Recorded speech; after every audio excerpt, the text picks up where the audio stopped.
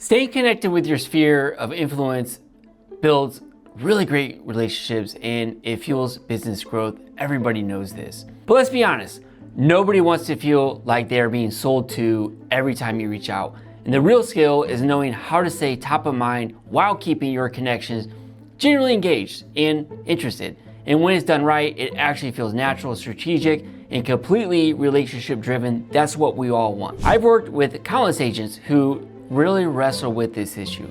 They understand the value of staying connected, but they hold back because they don't want to feel like they're overwhelming their contacts and their people that they know. And one agent even told me they actually stopped reaching out altogether because they were too worried about sounding pushy. And that's a costly mistake because consistent and meaningful communication is actually what drives long-term success in real estate, and it does not have to feel intrusive. Here are 3 simple strategies I use to stay in touch with my sphere while keeping every interaction authentic and genuinely valuable. At least that's the goal. You want to prioritize value over frequency. You've probably heard this before, but it's worth repeating. It's not about how you reach out, it's about the value you deliver once you do reach out. Instead of blasting out generic updates or weekly promotional emails, I hate those.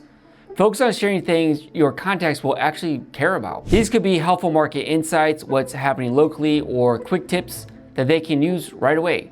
And when your message clearly puts them first, I think people naturally stay more engaged to our content. For example, if you notice interest rates starting to drop, which they are, that's a great time to send a quick email, just explaining what that could mean for them as buyers or sellers, or if they want to refinance. Not everyone likes to be contacted the same way, so mix it up.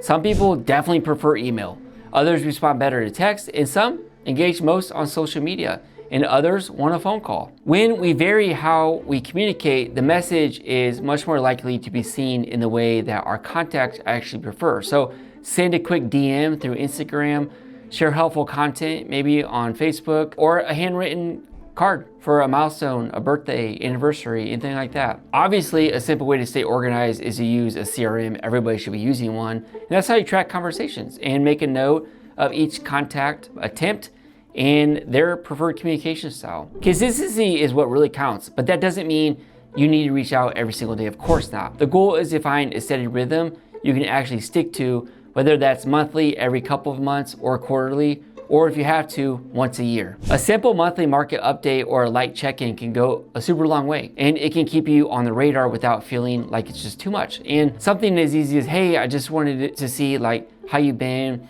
If you need anything real estate related, just a reminder, I'm always here for you. Just do that every couple of months. It feels warm, it feels natural. So there you have it, guys. Staying in touch with your sphere of influence, it doesn't have to be uncomfortable or overwhelming by any means. By focusing on value, mixing up your communication methods, and personalizing your interactions, you can stay top of mind without being too intrusive. If you want to dive deeper into strategies for building strong relationships with your sphere, let's connect. Feel free to reach out to me through a call, text, or email. I'd love to help you implement these strategies inside your business.